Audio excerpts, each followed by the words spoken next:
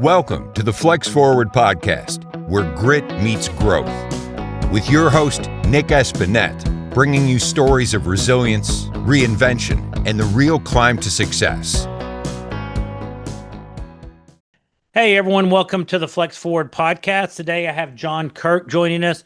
John and I have been known each other for maybe 6-7 years, and John's in the in sales in the roofing industry. John has some unique things. He's played professional football and college football. Also has been a firefighter in fighting forest fires. I'll let him do more of an introduction. So John, can you give us a quick snapshot of what you've done in your history and what you're doing business-wise now? I've done a lot of interesting jobs. Between my wife and I, we like to say we used to be cool. We all used to be cool. Yeah, cooler at least. Work for the zoos, training elephants and tigers, and maybe you should get her on your show sometime too. Sure.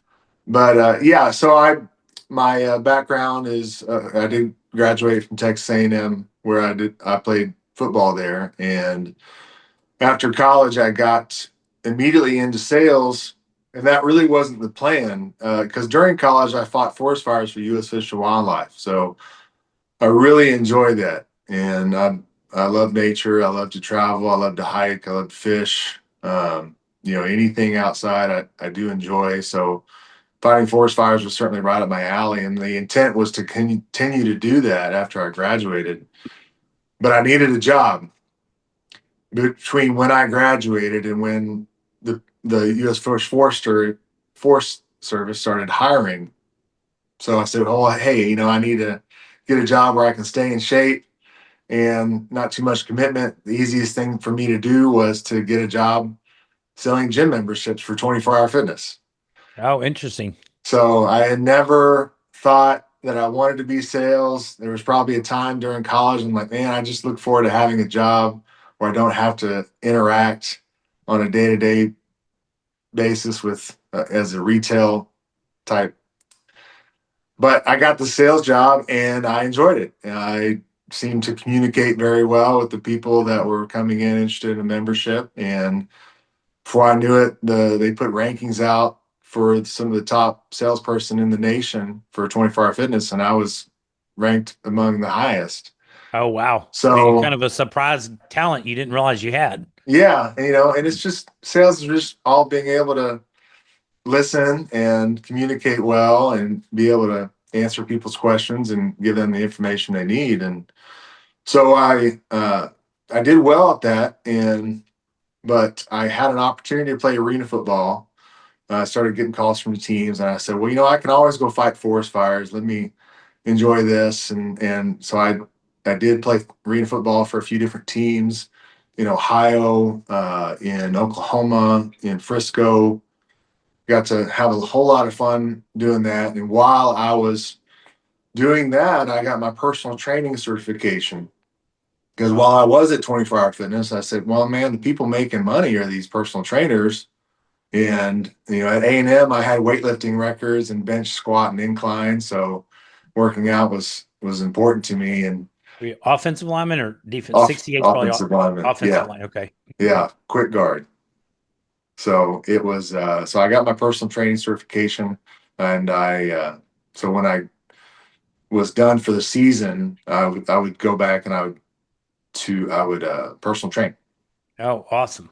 So, and then from there, I got into managing a gym, and I met a customer who led me into car sales. So I got into working for Huff Hines in Plano, and started from the bottom and quickly rose up to internet sales manager, and then moved to a different dealership where I eventually became in finance. So I was spinning paper, which is a job that you would like to have at a dealership. But I quickly realized that I was missing a whole lot of time with my family. I do have a wife and 3 kids. I have my daughter who's 15, my son who's 14, and my youngest son who's 11. So working in the car sales, especially working in finance, you're there all the time. You're Yeah, that seems like a very busy occupation. Well, you got to be there, and people look at cars in the evenings and weekends more yeah, when they're not you're at their right. job, which is when you think of hanging out with your kids. Yeah, and we close when the last customer leaves. So I was doing finance for 3 different departments. So it was Oh. it's closing time, but I have to call around if there's a customer there. I can't leave. When you probably still have wrap up, they may finish with a customer on the floor, but I bet the finance team still has to paperwork they have to take care of even Yeah, later. yeah, absolutely. So uh, you know, in any given year, I might get 3 or 4 Saturdays off a year. So I really, really look forward to the vacations. And I did get 2 weeks off a year. So that was as soon as I got back from a vacation, that a week later, we had the next one planned 6 months later because Enjoying. I Also, that's had a to good have carrot. that.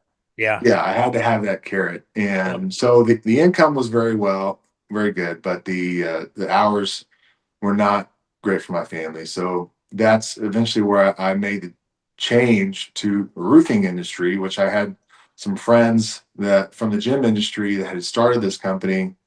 And so I came on very early on and loved it. And, it gave me everything I wanted. It's basically, I was self-employed at that How point. I long have was you been with the roofing 6 years. Okay, awesome. Yeah.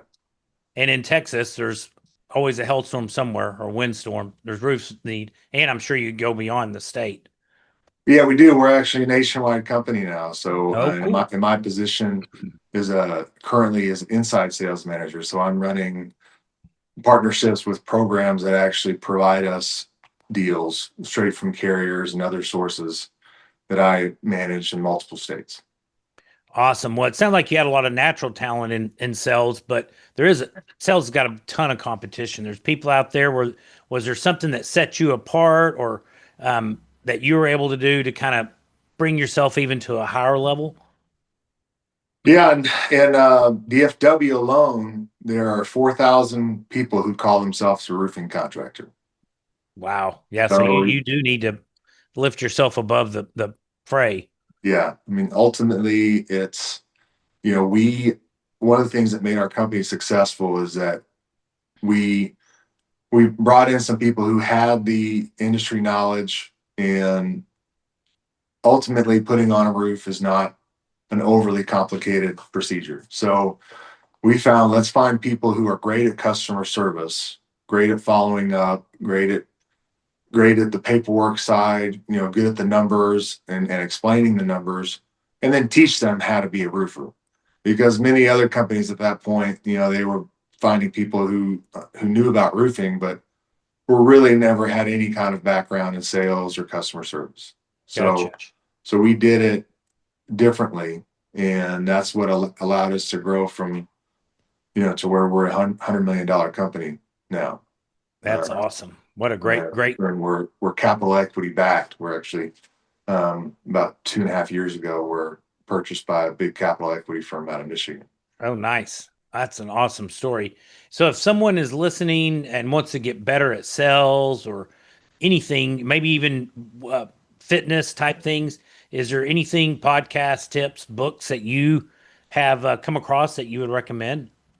Yeah, I do Audible, and so I really enjoy listening to books. And Grant Cardone, not 100% of Grant Cardone, but Grant Cardone does have some really good things that you can apply to your business.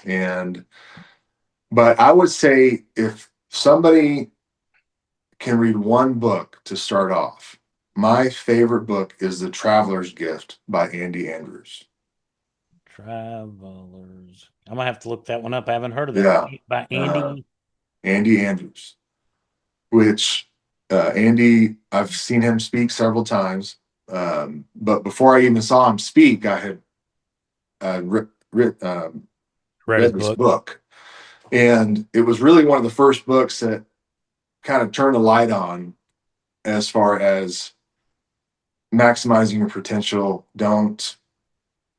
it's just the principles that he talks about, and he relates to history. He's a big history buff, so he talks about he takes real things like from the Civil War and from Christopher Columbus and Abraham Lincoln, Dwight D. Eisenhower. He takes real applicable things and just talks about how any person can change the world if they really, just believe that they can. And That's awesome. Knowing that belief, that's a mindset stuff. yeah. And so, he talks about a colonel in the Civil War that just wouldn't surrender. And when you look at history, if he had surrendered, which he should have, most people would have, given his position at the battle. And I won't give everything away, but it's what he does is he basically, like, people who know what they're talking about say, if this had gone differently, if this one guy who was started as a teacher had not done what he did, the whole world would be different right now. Yeah, our country may be split. Yeah, our country would be split. Who knows what we wouldn't have been the superpower when it comes to World War One and World War Two. We wouldn't have been there to stop Germany and some of their allies. And so it's not just texting this. I mean, it's the whole world. Isn't that awesome? Just the ripple effects from that one decision, how the world could have diverged into a whole different path. It's crazy to think of. So yeah, he has numerous real history situations of people that I'm definitely did something small. I'm driving to Abilene tomorrow. I may have to put that. I don't have a book right now on my Audible. Yeah. Maybe I'm probably going to put that one in my next in line. Yeah, you won't regret it. And he has several books that you'd also enjoy. Cool. Well, it sounds like things are going well business-wise in the world for you. There are a lot of people in a similar position, as they look to the future and thinking of ways to either supplement their income or maybe replace some of it to where you can work less. Are there any avenues that you or words of wisdom that you would like to provide that, something as you're getting to a point where you can start creating income, different income streams? Yeah. It's at the end of the day, it's about starting it. There's a phrase, do you know when the best time to plant a tree is? Yesterday, right? Yeah. 10 years ago. Yeah. Okay. So it's about just starting something, whether it's small. The second part of that, what's the second best time? Today. Yeah. If you didn't do it 10 years ago, do it today. That's a great quote. So I didn't start off with projects like Curry Junction.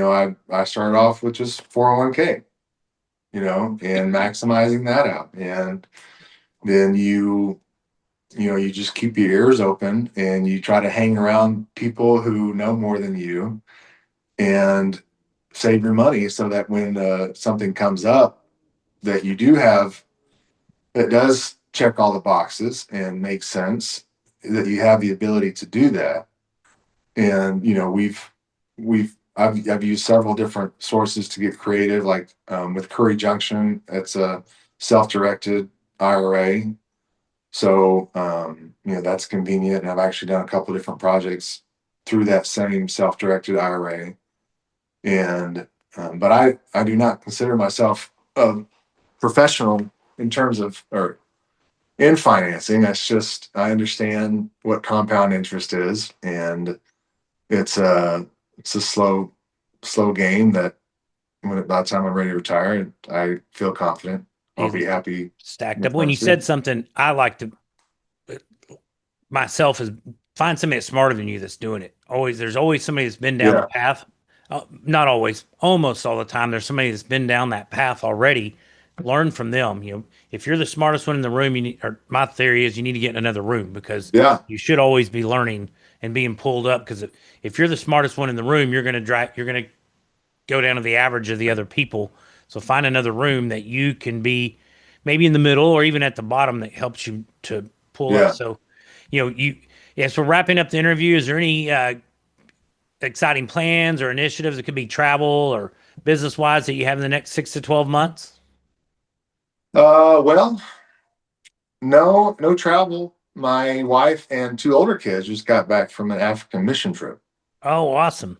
So for 18 days, it was myself and my youngest son that really got to That's awesome. spend An some good 11-year-old, time right? with each The other. youngest That's was correct. 11. Yeah, Great for so both we of went. you. I mean, what country were they in, or can you discuss? They were in Zambia. Okay, very neat. I Yeah. have a daughter that's in El Salvador, my middle daughter. So I have a 19, 17, and 13-year-old girls. 19-year-old's Yeah. going to be a sophomore at A&M. Second year, she's starting her second semester. She's at Kanakut volunteering right now as a, not volunteering, basically volunteering. She's working as a camp counselor, but Yeah. they don't pay them much at all. And then the middle daughter is in El Salvador on a mission trip right now. So Yeah, so it's very impactful for them. But I was ready to have them home. Yeah, I'm the same way. Well, and my middle daughter, her and my youngest were on a church camp trip. She was home for about 10 hours and then got on a plane to go to El Salvador. And so we haven't seen her in almost 2 weeks. So it's Yes. definitely ready for her to get back. Yeah. Awesome. Well, El John, Salvador's a little bit less travel than Zambia, but yeah. No, that Zambia is probably a 24-hour or longer flight, right?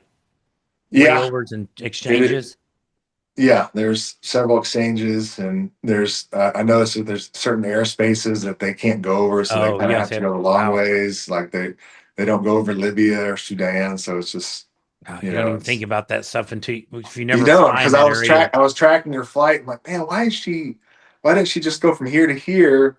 She's going up here. I'm like, oh, I started looking at the countries Unfriendly that they were. airspace. Wow. Yeah.